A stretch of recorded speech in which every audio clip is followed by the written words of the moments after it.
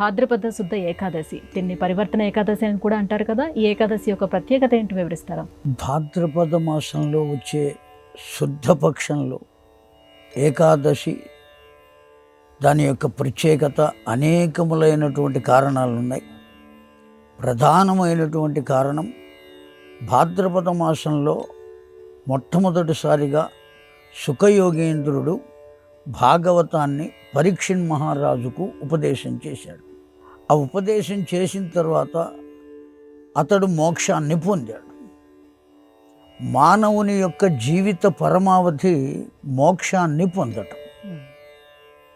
ఏ మానవుడికైనా కేవలం సంపాదించటం, దాన్ని అనుభవించటం, సంతానాన్ని పొందటం, ఇది మాత్రమే కాకుండా మిగిలిన జీవరాశుల కన్నా ఒక్క మానవ జాతికి మాత్రమే ప్రత్యేకమైనటువంటి లక్షణం జ్ఞానమును పొందుట, ఆ జ్ఞానాన్ని అనుసరించి ప్రవర్తించటం. పరిపూర్ణమైనటువంటి జ్ఞానం భాగవతం వల్ల మాత్రమే తెలుస్తుంది.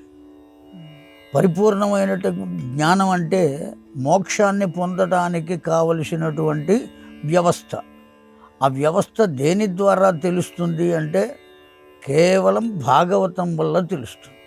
భారతం న్యాయశాస్త్ర గ్రంథం, రామాయణం ధర్మశాస్త్ర గ్రంథం, భాగవతం మోక్షశాస్త్ర గ్రంథం.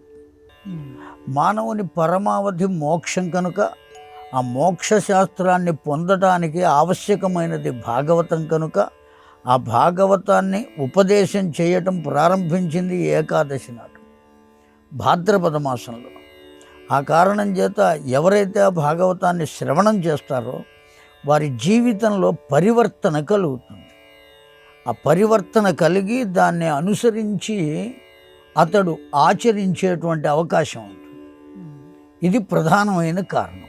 అందువల్ల జీవుడు పరివర్తన చెంది తన జీవితాన్ని మోక్షం వైపుకు మలుచుకునేటువంటి అవకాశం ఆ రోజున ప్రారంభమైంది కనుక దాన్ని పరివర్తన ఏకాదశి అని పిలుస్తూ ఉంటారు.